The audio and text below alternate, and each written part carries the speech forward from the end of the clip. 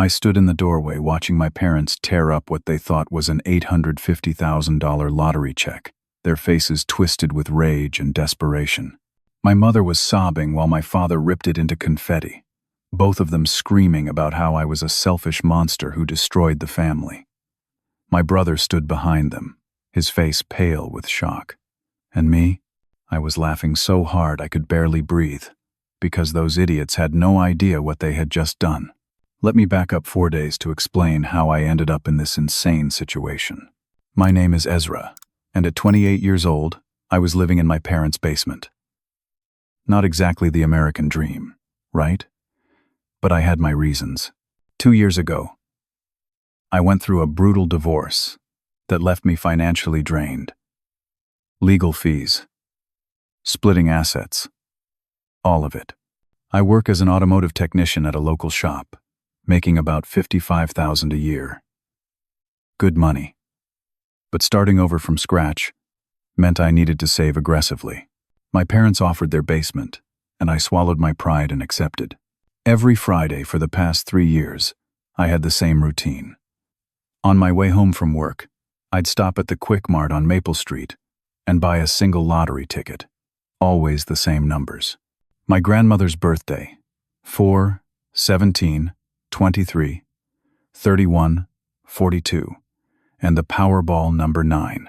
She passed away 5 years ago, and it was my way of keeping her memory alive. $2 every week. A small tribute to the woman who practically raised me while my parents worked. That Friday started like any other.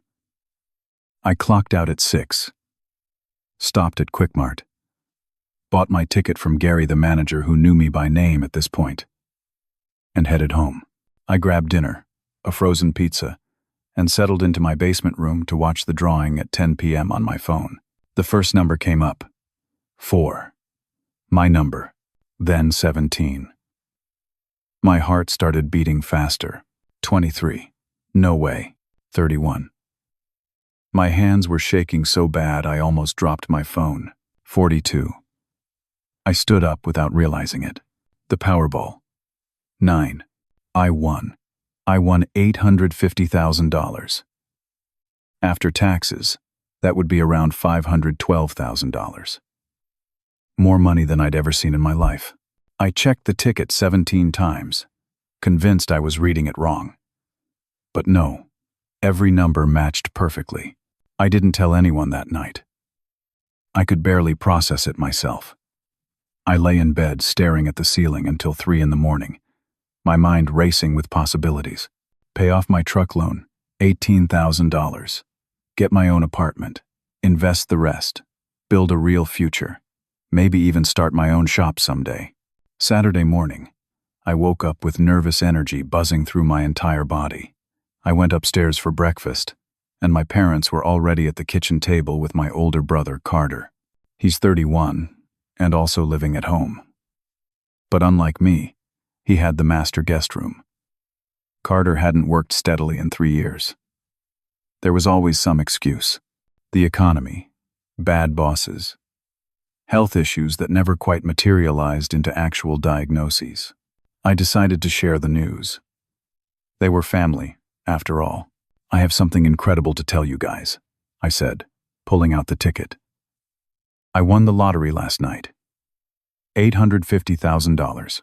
The kitchen went silent. My mother, Patricia, dropped her coffee spoon. My father, Donald, leaned forward to look at the ticket. Carter's eyes went wide. "Are you serious?"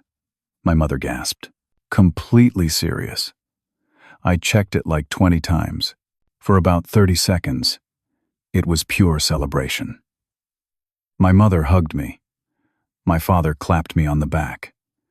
Carter congratulated me with what seemed like genuine happiness. We sat around the table discussing it over coffee. I explained my plans to pay off my truck, get an apartment, invest the rest wisely. Then my father's expression changed. He got this serious look, the one he used to have when I was a kid, and he needed to have a talk. "We need to discuss this properly," he said. My mother nodded. Carter suddenly went quiet, staring at his coffee. "This is family money," my father continued. Your brother needs help. I felt my stomach drop. What do you mean? Carter has $60,000 in credit card debt from a business venture that didn't work out. He's struggling. You'll give half to Carter. It's only fair. I stared at him, waiting for the punchline. It didn't come. Dad, this is my ticket. My money. I've been buying these tickets for 3 years. You live under our roof, he said, his voice turning cold. Your brother is family. You help family. My mother started crying. After everything we've done for you, Ezra. We took you in after your divorce. Fed you. Supported you.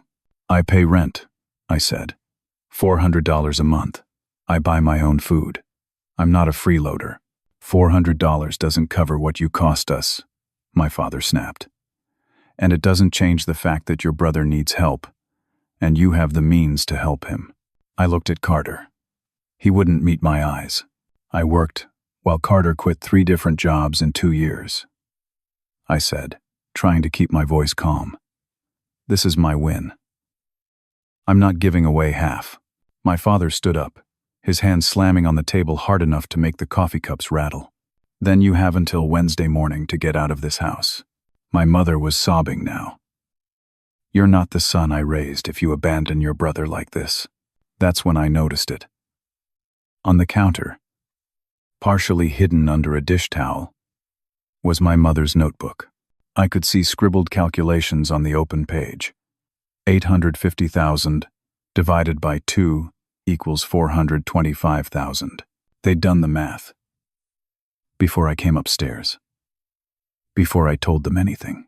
Someone had told them about my win before I did. But how? Only I knew. Unless you knew, I said slowly. Before I came up here, you already knew. My father's face confirmed it. A micro-expression. Just a flicker. But I saw it. We need to know what's happening in our own house, he said. I felt like I'd been punched. How long have you known? That doesn't matter, my mother said through her tears. What matters is family. What matters is doing the right thing. Carter finally spoke. I can't believe you're doing this to me, little brother. I looked at each of them. My father with his ultimatum. My mother with her manipulative tears. My brother, who wouldn't even look at me directly. And I realized this had been planned, coordinated. They'd known about the win, probably since Friday night, and they'd spent the entire time I was sleeping figuring out how to get half of it. I need to think, I said. You have until Wednesday morning, my father repeated. $425,000 to Carter, or you're out. I went back to the basement, my mind reeling. How did they know? I pulled out my phone and started looking through everything. And then I found it. A tracking app I didn't install, hidden in my settings. Someone had put spyware on my phone. Carter. He'd borrowed my phone a few months ago. Said his was dead. And he needed to make a call. I'd thought nothing of it. He'd been watching everything.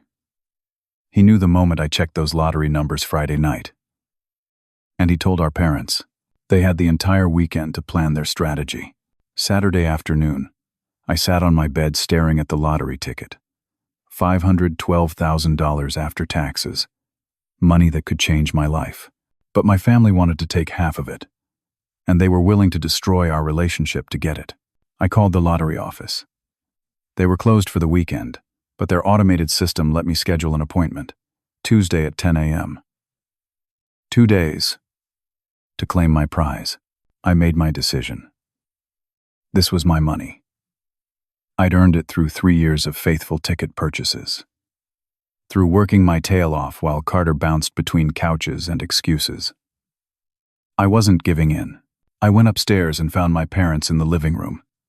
Carter was there too, all 3 of them waiting. I've thought about it, I said. The answer is no. It's my money, and I'm not giving Carter half.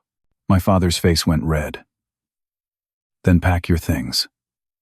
You have until Wednesday morning. 8 a.m. After that, your belongings go on the lawn. My mother wouldn't even look at me. She just kept crying into a tissue. Fine, I said. I started packing that afternoon. The reality of it hit me hard. I had nowhere to go. The divorce had cost me most of my friends. They'd been mutual friends, and when things got ugly, people picked sides. Usually not mine. I called Travis, a coworker from the shop. We'd always gotten along well, grabbed beers occasionally. "Man, that's rough," he said when I explained the situation. "You can crash on my couch until you figure something out." At least I had that. But my parents weren't done making it difficult. By Sunday morning, they'd turned off the heat to the basement. January in Ohio meant it was 35 degrees outside. The basement got down to 50 degrees. They also disconnected the Wi-Fi password and changed it. Carter kept coming down to the basement with different guilt trips. "Mom's having chest pains because of your selfishness," he said Sunday afternoon. "Then maybe you should tell her the truth about how you spied on my phone," I replied. He left, without another word. Monday morning, my mother tried a different approach. "I've been thinking," she said when I came up for coffee. "Maybe we can compromise. You give Carter $300,000. You keep $550,000. Everyone wins. Everyone except me. Losing more than half my winnings? It's better than nothing," my father added. "Which is what you'll have if you walk out that door without family." I moved most of my belongings to Travis's apartment Monday afternoon. His place was small, a 2-bedroom that he shared with his wife, Emma, but they made space for me. Good people. Real friends. I went back to my parents' house Monday evening for my last few boxes. The atmosphere was glacial. My mother had prepared a family meeting in the living room. She and my father sat on the couch. Carter sat in the armchair. They'd left a folding chair for me. "Last chance," my father said. $300,000 to Carter. Final offer. "No," he exploded. Stood up shouting about disrespect and ingratitude. About how they'd raised me, sacrificed for me, and this was how I repaid them. Then he said something that made my blood run cold. "We raised you when we didn't have to. The doctors said your mother couldn't have children. You were our miracle baby. They said it was impossible. But you came anyway. And this is how you repay that miracle? By spitting in our faces?" The emotional manipulation was so thick I could barely breathe. My mother joined in, sobbing about how much they'd sacrificed, how hard it had been, how I owed them. Carter sat quietly, but then he added his own twist. "I told Ashley about the money," he said. "Ashley was his fiancée. She's planning our wedding. Based on what I'm getting from you. We've already put deposit down. You told her I was giving you money before I agreed? I told her family takes care of family. I turned to leave. I couldn't take any more. That's when my father pulled out his phone and made a call. "Hi, this is Donald Chen." "Wait, no. Hi, this is Donald Patterson. I need to report a theft. My son stole a lottery ticket from his brother." My heart stopped. He was calling the police. The sergeant on the line must have known him, because my father's tone was friendly, casual. He explained that Carter had bought a lottery ticket, left it in his room, and I'd stolen it. "Yes, we'd like to file a formal report. The ticket is worth $850,000. Carter backed up the lie. "He took it from my wallet," he said, loud enough for the phone to pick up. "I bought it last Friday, and he went through my things and took it." The sergeant said an officer would come by to take statements. I left before I said something I'd regret. My hands were shaking so hard I could barely drive. If the police believed them, I could face theft charges. I could lose everything: the ticket, the money, potentially even my job if I got convicted. I got to Travis's apartment in a panic. Emma was home, and she made tea while I explained everything. Travis listened with his jaw clenched. "They're lying to the cops?" he said. "That's insane. That's illegal. They're desperate," I said. "Or they think I am." Travis suggested I get a lawyer immediately. I had $3,000 in my savings account. That was it. I called around and found an attorney named Harold Jennings who would do an initial consultation for $300. "Bring everything," he said on the phone. "Ticket, receipts, anything you have." Tuesday morning, an officer showed up at Travis's apartment. Officer Brandon was professional, polite, and took my statement. I explained my routine of buying tickets every Friday at the same gas station for 3 years. How I always used the same numbers, my grandmother's birthday. "Your parents seem very certain," he said. "Your brother seems very upset. He's claiming you went through his wallet. I can prove I bought the ticket," I said. "I hope so. In the meantime, I'm going to ask that you hold off on claiming the lottery money until we resolve this." My heart sank. "For how long?" "Until the investigation concludes. Could be a few days, could be a few weeks." I met with Harold Jennings at 9 a.m. He was older, maybe 60, with sharp eyes and a no-nonsense attitude. "Do you have any proof you bought that ticket?" he asked. "The gas station has cameras. I use my debit card every time. Same day, same time, every Friday." "Then we need that footage and those bank records. Now, today." I drove to the Quick Mart on Maple Street. Gary was behind the counter, and he recognized me immediately. "Friday, regular," he said with a smile. "Heard you won." "Congrats, man." "Thanks. Listen, I need a huge favor. My family is claiming I stole the ticket. I need the security footage from last Friday night." His smile disappeared. "That's messed up." "Yeah, let me pull it." He took me to the back office and pulled up the footage. There I was, at 9:45 p.m., walking into the store alone, selecting my numbers on the lottery slip, paying with my debit card, walking out, timestamp and everything, Gary said. He burned the footage to a disk and wrote out a signed statement that I was a regular customer who bought tickets every Friday at approximately the same time. I went to the bank and got my records. Debit transaction for $2 at 9:46 p.m. at the Quick Mart on Maple Street. Every Friday for the past 3 years. A clear pattern. I brought everything to Officer Brandon at the police station that afternoon. He reviewed it all carefully. While I waited, my parents and Carter showed up. They'd brought their own evidence. Carter produced a lottery ticket. Same numbers as mine. "This is my original ticket," he said. Ezra switched them. Officer Brandon examined both tickets carefully. "These tickets have serial numbers," he said. "Let me run them." He went to his computer, typed for a few minutes. His expression changed. "Your ticket," he said to me, "was sold Friday at 9:45 p.m. at the Quick Mart on Maple Street. Serial number matches the store's records." He turned to Carter. "Your ticket was sold Monday at 2:13 p.m. at the 7-Eleven on Grant Avenue." The color drained from Carter's face. "You bought a ticket with the same numbers after learning what they were," Officer Brandon said. "That's not evidence. That's fraud." My father tried to argue, but the officer cut him off. "Sir, filing a false police report is a crime. So is attempting to defraud someone of lottery winnings. I'm going to have to ask the 3 of you to leave. And I'm referring this to the prosecutor's office." They were escorted out, my father still threatening to sue me, my mother crying harder than ever. "You're clear," Officer Brandon said to me. "I apologize for the inconvenience. You can claim your winnings."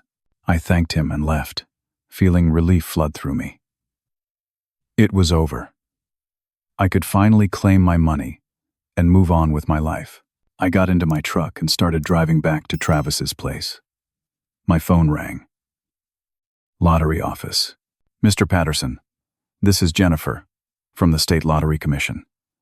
We've received an anonymous tip that your ticket may have been purchased with a stolen credit card. We're required to investigate before releasing funds. I'm sorry, but your claim is on hold." I pulled over to the side of the road. What? No. I have bank records. I have security footage. The police just cleared me. I understand, and will move as quickly as possible. But we have to follow protocol. The investigation could take 7 to 10 business days. Someone was still sabotaging me. Even after being exposed to the police, my family wasn't done. Tuesday afternoon, I sat in Travis's living room, trying to figure out my next move. The lottery office investigation meant my claim was frozen.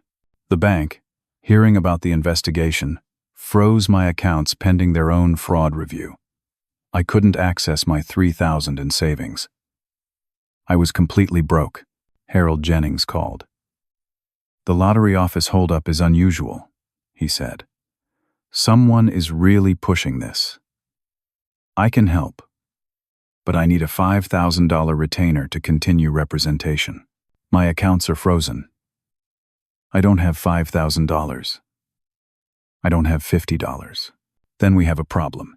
I borrowed money from Travis for basic needs: food, gas. He was generous, but I hated every second of it. At work, my boss Randall noticed I was distracted. I made mistakes on a brake job, mixed up parts on an oil change. He pulled me aside and gave me a written warning. I know you're dealing with personal stuff, he said, but I need you focused. This is a safety issue. Wednesday morning, a process server arrived at Travis's apartment. I'd been served with a civil lawsuit. Carter was suing me for $425,000 plus legal fees, claiming we had a verbal partnership agreement to split any lottery winnings. Harold explained it on the phone. It's baseless, but you still have to defend it. Court date is in 3 weeks. Legal fees will be at least $15,000. I couldn't afford groceries, let alone $15,000 in legal fees.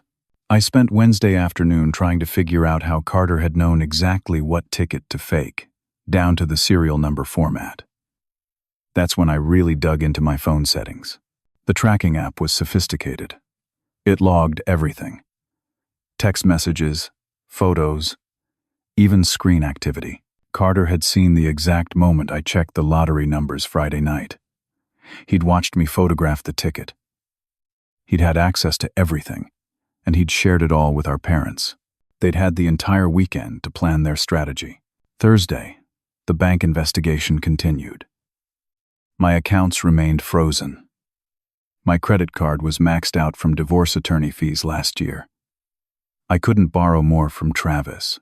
The man had already loaned me $2,000. I needed to pay Harold, or he'd withdraw from the case.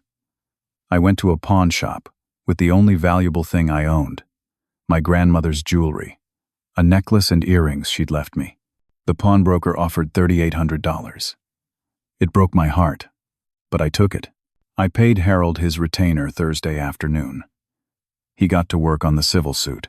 Friday evening, I was at Travis's apartment when there was a knock on the door. Travis answered. 2 men stood there, both big, both wearing expensive suits. "We're looking for Ezra Patterson," one of them said. "Who's asking?" Travis said. "Friends of Carter's. We need to talk to Ezra about a debt." My stomach dropped. I came to the door. "I'm Ezra. I'm Victor. This is James," the first man said. They pushed past Travis into the apartment. "We need to discuss your brother's situation." "Who are you?" "We represent a financial institution that extended credit to Carter. He owes us $90,000. $90,000. Not 60 like my parents had said. Carter told us you won the lottery," Victor continued. "He told us you agreed to cover his debts as part of a family arrangement." "That's not true. I didn't agree to anything." James stepped closer. "We don't care about family drama. We care about being paid. Carter owes $90,000. He told us you're good for it. We expect $45,000 as a good faith payment by next Friday. I don't have access to any money. The lottery claim is tied up in legal issues." Victor pulled out his phone and showed me photos. Carter, beaten badly. Black eyes, busted lip, bruised ribs. This is what happens when people don't pay, Victor said. We're patient, but our patience has limits. 45,000 by next Friday. You seem like a smart guy. We trust you'll figure it out. They left. Travis immediately wanted to call the police. No, I said. If the cops get involved, the lottery office might freeze the claim permanently. Harold said these things have a way of complicating everything. These guys are threatening you, Travis said. I know. I need to think. But I couldn't think. Every solution I came up with led to a worse problem. If I went to the police, I'd lose the lottery money. If I didn't pay Victor and James, they'd hurt me. Or worse. If I tried to claim the money before the lawsuit was resolved, the court might freeze everything anyway. I was trapped. Every direction led to disaster. Saturday and Sunday, I stayed away from Travis's apartment. I didn't want to put him and Emma in danger. I slept in my truck in different Walmart parking lots each night, used my gym membership to shower. Went to work but kept looking over my shoulder, expecting Victor and James to show up. They kept calling. The threats escalated. We know where you work. We know where your friend lives. We know you have a truck worth about $12,000. We could take that as partial payment, but we'd prefer cash. Monday, I decided I had to confront Carter. I tracked him down at a sports bar where he liked to watch games. He was sitting in a back booth, and he had a black eye and a busted lip. The photos Victor showed me had been real. I slid into the booth across from him. Tell them the truth, I said. Tell Victor and James. I didn't agree to pay your debts. I can't, Carter said. If they know I lied, they'll kill me. So you're going to let them kill me instead? You have the money. I don't. I don't have access to anything. Everything's frozen because of your fake police report and your lawsuit. Carter looked genuinely scared. I didn't know they'd freeze your accounts. I thought you'd just pay me, and this would all go away. Tell me the truth. How much do you really owe? He broke. The whole story came out. 4 years of gambling addiction. Started small. Sports betting with friends. Escalated to online poker. Then casino trips. He'd racked up massive credit card debt. Our parents knew. They'd taken out a second mortgage on their house to cover some of it, $60,000 worth. But they were behind on payments. The house was heading toward foreclosure. We're going to lose everything if you don't share that money, Carter said. Mom and Dad will be homeless by Christmas. The guilt trip was massive. My parents would lose their house. Carter owed dangerous people who'd already beaten him. And I was the only one with access to money that could solve it all. If I pay, what happens to me? I asked. I'm broke. In debt. And fighting legal battles you created. You'd still have over $200,000 left, Carter said. After paying Victor and James $45,000, giving you the rest for your debts, and covering Mom and Dad's mortgage, I'd be lucky to have $100,000. And I'd have no family, and no trust ever again. Carter didn't have an answer for that. My mother called that evening, hysterical. Please. Ezra. We'll lose the house. We'll be on the street. Is that what you want? My father called an hour later, calmer. I'll sign the house deed over to you if you pay off the mortgage and help Carter. You'd own the property. It's worth $300,000. I almost broke. Almost agreed. But Harold's voice echoed in my head from an earlier conversation. This is financial manipulation. Once you give in, they'll know they can control you forever. Don't do it. Tuesday. The bank investigation concluded. No fraud found. My accounts unfroze. I had access to my $3,000 in savings again. But the lottery money was still held up by the civil suit. Wednesday. Victor and James found me at work. They cornered me in the parking lot after my shift. Friday. $45,000. Last warning. If I don't have it. James smiled. It wasn't a nice smile. We start taking body parts. Fingers first. Then we moved to your friend Travis. He seems nice. Has a family.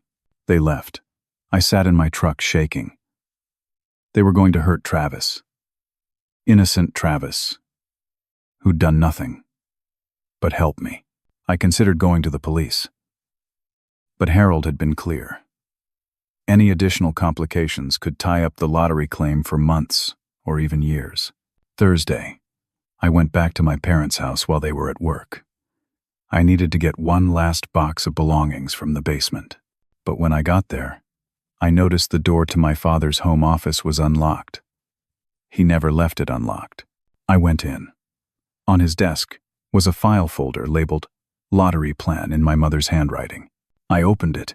Inside were printed emails between my parents and Carter dating back 6 months. They'd known about my lottery number routine. They'd tracked when the jackpots were highest. They'd planned in detail how they'd pressure me to share if I ever won. There was more. A copy of Carter's loan agreement. Not with an underground casino or dangerous criminals. With a legitimate loan company. And he didn't owe $90,000. He owed $45,000. I kept digging. Found headshots of 2 men, Victor and James, not from a crime syndicate, from a community theater group where Carter volunteered. They were actors, friends of his. The dangerous criminals were fake. The whole thing was an elaborate hoax designed to terrify me into giving up the money. I found scripts. Actual dialogue they'd rehearsed. Stage makeup instructions for Carter's fake injuries. Everything was coordinated. The police report, the civil lawsuit, the fake criminals, all designed to break me psychologically until I handed over the money. I photographed everything with my phone. Took the original documents, and for the first time in 2 weeks, I smiled. Because now I had evidence. And now I had a plan. Thursday evening, I met with Harold Jennings and showed him everything. The emails, the scripts, the loan documents proving Victor and James were actors. His face went from shocked to furious. This is conspiracy to commit fraud, extortion, false imprisonment by threat. Your family could face serious criminal charges. I want them exposed, I said. All of them. We developed a strategy. Harold contacted the prosecutor's office and provided copies of everything. They were very interested. We also prepared to destroy the civil lawsuit. Harold had one more idea. If you really want to turn the tables, we need to catch them in the act. What did you mean? The fake criminals. Set up a meeting. Wear a wire. The prosecutor can have police nearby. We arrest them for extortion. I called Victor Friday morning. I'll have the $45,000. Meet me at Riverside Park tomorrow at 10 a.m. Smart choice, Victor said. The prosecutor's office equipped me with a hidden camera.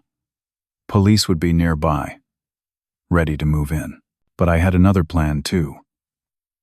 One that would expose my parents and Carter in a more personal way. Friday evening, I went to a printing company that did novelty items.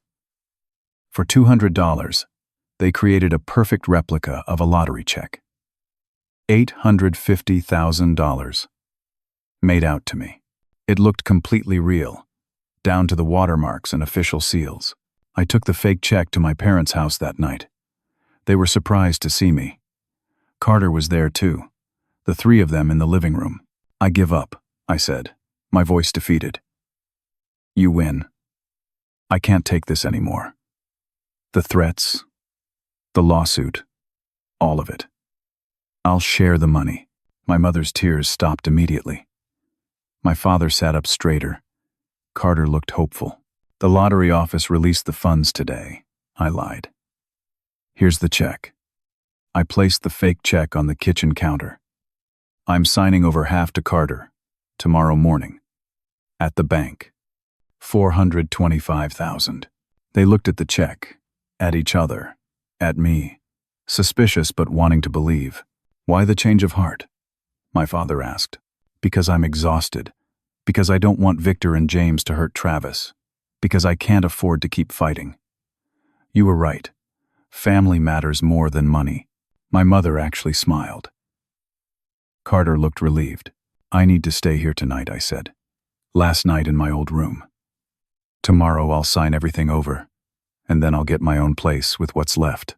They agreed. We had an awkward dinner together. Pasta and salad. My mother tried to make conversation about what Carter would do with his share. My father talked about paying off the mortgage.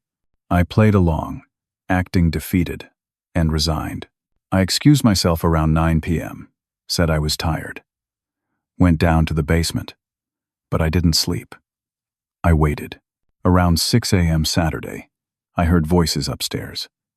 I crept to the stairs, phone in my pocket recording everything.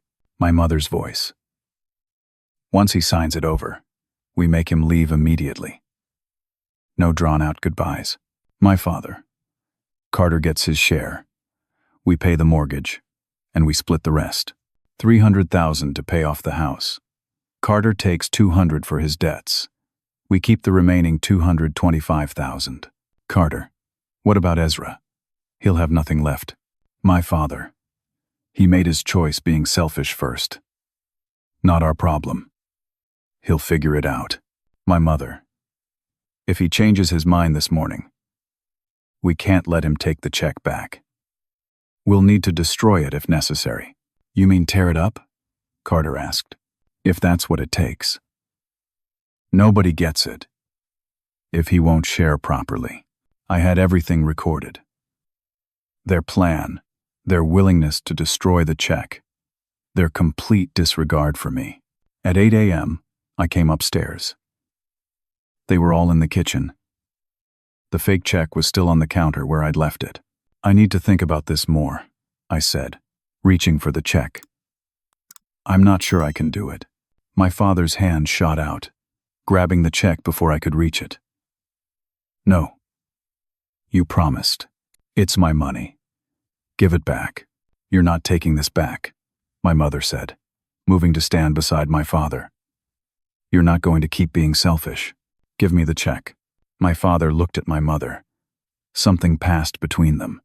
A decision. He started tearing the check. My mother joined in, both of them ripping it to pieces while screaming at me about how I'd destroyed the family, how I was a selfish monster, how I'd forced them to do this. Carter stood frozen, his face pale with shock at what our parents were doing, and I started laughing. I laughed so hard I had to lean against the doorframe. My parents stopped mid-tear, staring at me like I'd lost my mind. Carter looked confused and terrified. Pieces of the fake check littered the kitchen floor like confetti. "What's so funny?" my father demanded. I pulled out my phone, still recording. "That check you just destroyed? It was fake. I had it printed yesterday for $200. The color drained from their faces. The real check was deposited Wednesday. The money's been sitting in an investment account for 3 days. My mother's hands started shaking. My father's face went from red to white to red again. I recorded everything. I continued, turning the phone so they could see it was filming. "Your planning session this morning. Your discussion about making me leave immediately after signing. Your willingness to destroy the check if I change my mind. All of it." I pulled up the photos on my phone. "I also found your lottery plan file in the office. The emails from 6 months ago. The scripts for Victor and James, your actor friends. Carter's real loan documents showing he owes $45,000, not $90. All the stage makeup instructions." Carter tried to run. He made it 3 steps toward the back door before it opened, and Officer Brandon walked in, along with 2 other officers. "Mr. Patterson," Officer Brandon said to me, "we've been listening to the wire. We have everything we need." At that moment, my phone rang. Harold Jennings on a conference call with the prosecutor. "Victor and James just showed up at the park," Harold said on speaker. "They're in custody." Both confessed immediately. When confronted with the evidence, they confirmed Carter paid them $500 each to pretend to be loan collectors. I looked at my family. My father had collapsed into a kitchen chair. My mother was crying. But these were different tears. Tears of fear, not manipulation. Carter was already being handcuffed by one of the officers. "Carter Patterson," Officer Brandon said. "You're under arrest for conspiracy to commit fraud, filing a false police report, and extortion. You have the right to remain silent." Carter didn't say anything. The officer led him out to a patrol car. Officer Brandon turned to my parents. "You two aren't under arrest at this moment, but you should expect charges to be filed.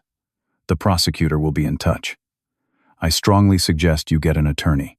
After the police left with Carter, I stood in the kitchen with my parents. The torn pieces of the fake check were still on the floor. "How could you?" my mother whispered. "How could I?" I couldn't believe what I was hearing. "You spied on me. You coordinated with Carter to manipulate me. You filed false police reports. You hired actors to threaten me. And you're asking how I could do this." "We were desperate," my father said. "The house. Carter's debts. We were drowning." "So you decided to drown me too?" My mother reached out. I stepped back. "Don't," I said. "Don't touch me. Don't call me. Don't contact me ever again. We're still your parents," she said. "No. You're people who gave birth to me, and then tried to steal from me when it suited you." I walked out of that house and didn't look back. 2 weeks later, Carter pleaded guilty to conspiracy to commit fraud and filing a false police report. He got 2 years probation and 500 hours of community service. Victor and James, the actors, also pleaded guilty and received similar sentences. My parents avoided criminal charges by agreeing to drop the civil lawsuit immediately and signing sworn statements admitting to their role in the scheme. But the damage was done. They couldn't afford the legal fees they'd racked up preparing everything. The house went into foreclosure. By March, they'd moved into a small apartment across town. I never spoke to any of them again. The money changed my life. But not in the way people might think. I used it carefully. Bought a modest 3-bedroom house for $250,000. Paid cash. No mortgage, no debt. It felt incredible to own something completely. I invested $300,000 in a diversified portfolio that Harold helped me set up. Index funds, bonds, some real estate investment trusts. Nothing flashy, but steady growth. The remaining money went into a high-yield savings account for emergencies and opportunities. I kept working at the shop. Randall, my boss, thought I was crazy. "You have $500,000 and you're still changing oil?" he said. "The money doesn't change who I am," I told him. "I like this work. I'm good at it. Why would I stop?" 3 months later, Randall promoted me to shop supervisor with a raise to $65,000 a year. The money wasn't as important as the respect. Travis remained my closest friend. I paid off his credit cards, about $8,000, as a thank you for taking me in when I had nowhere to go. He tried to refuse, but I insisted. "You were there when I had nothing," I said. "This isn't charity. It's gratitude." Harold Jennings became more than my attorney.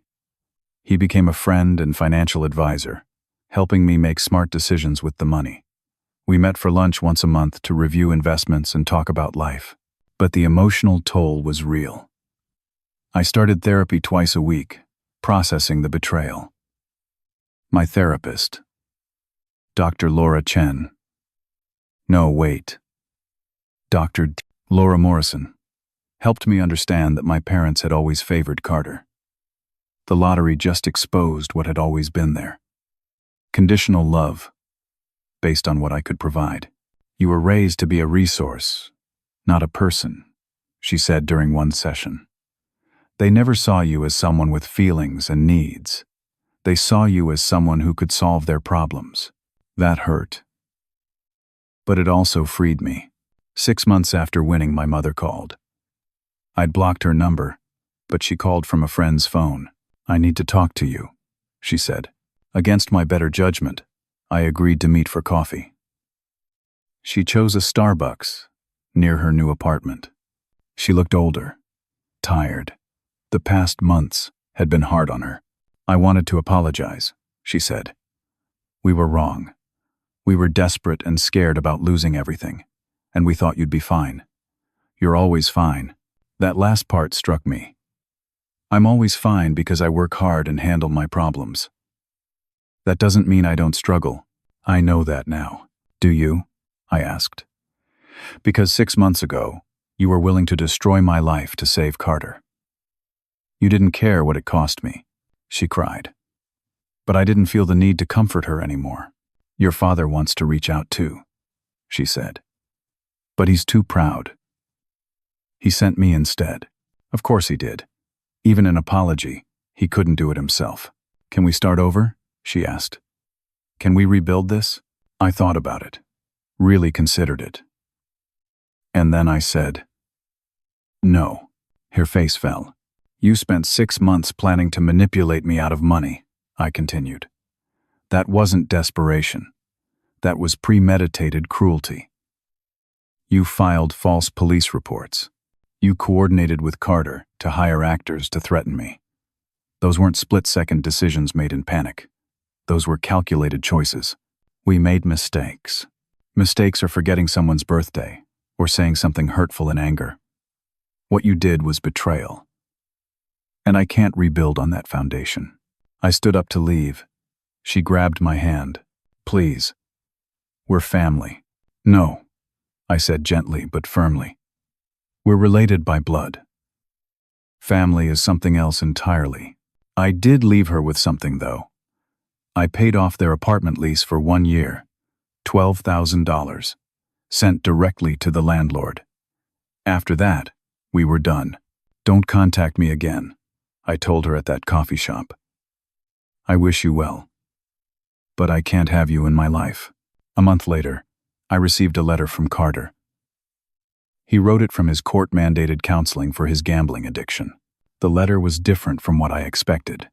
No excuses, no justifications, just honesty. I destroyed my life, he wrote. The gambling took everything from me. My money, my fiancé, my self-respect, and now my relationship with my only brother. I don't expect forgiveness. I don't deserve it. I just want you to know that you were right. About all of it. I was selfish, manipulative, and willing to destroy you to save myself. That's not what brothers do. I'm sorry for what I did, and I'm trying to become someone better. I kept the letter, didn't respond to it.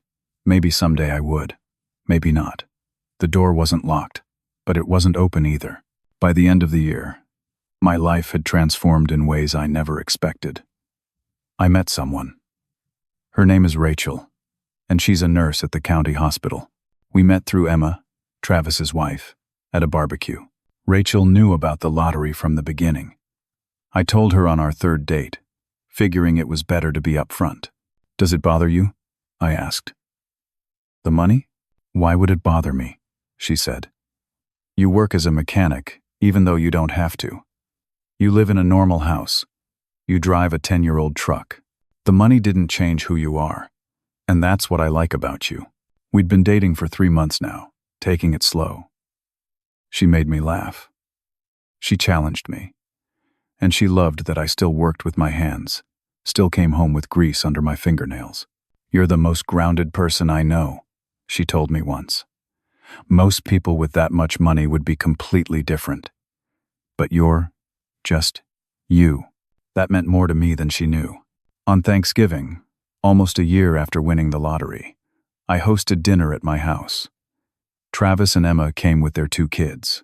Harold and his wife joined us. Rachel was there, helping me cook. It was a small group, but it felt full. We toasted to gratitude, to new beginnings, to chosen family. My phone buzzed during dinner. My father's number. I didn't answer. Rachel noticed but didn't say anything until later, when we were cleaning up. Was that your family? She asked. No, I said. That was someone who used to be. She kissed me on the cheek. You okay? Yeah, I said. And I meant it. I really am. Sitting in my living room that night after everyone left, I looked at the framed photo of my grandmother I'd hung above the fireplace. Her lottery numbers had brought me $850,000. But more than that, they'd brought me clarity. The money revealed who really loved me and who just loved what I could give them. It showed me the difference between family by blood and family by choice. It taught me that some relationships, no matter how long they've existed, are toxic enough that walking away is the only healthy option. My grandmother always told me, money doesn't change people. It reveals them. She was right. The lottery didn't make my family greedy and manipulative. It just exposed what was already there. I learned that real love doesn't come with conditions. It doesn't demand sacrifice that destroys you. Real love celebrates your success and stands beside you without expecting payment. I learned that you can't buy your way out of toxic relationships. You can only walk away and build something better with people who genuinely care about you. Growing up, I thought family meant owing everything. I thought loving someone meant sacrificing yourself completely. But real love doesn't require self-destruction. Real family celebrates your wins instead of scheming to take them. The most expensive lesson I ever learned cost me my entire family of origin. But it was worth it. Because now I have peace. Now I have genuine relationships built on respect instead of obligation. Now I wake up in my own house, without fear or guilt or manipulation hanging over me. Sometimes peace costs everything, but it's worth it. Every single time. I still buy a lottery ticket every Friday. Same numbers, same time, same gas station. Not because I expect to win again, but because it reminds me of what matters. My grandmother, who loved me without conditions. The journey that brought me here.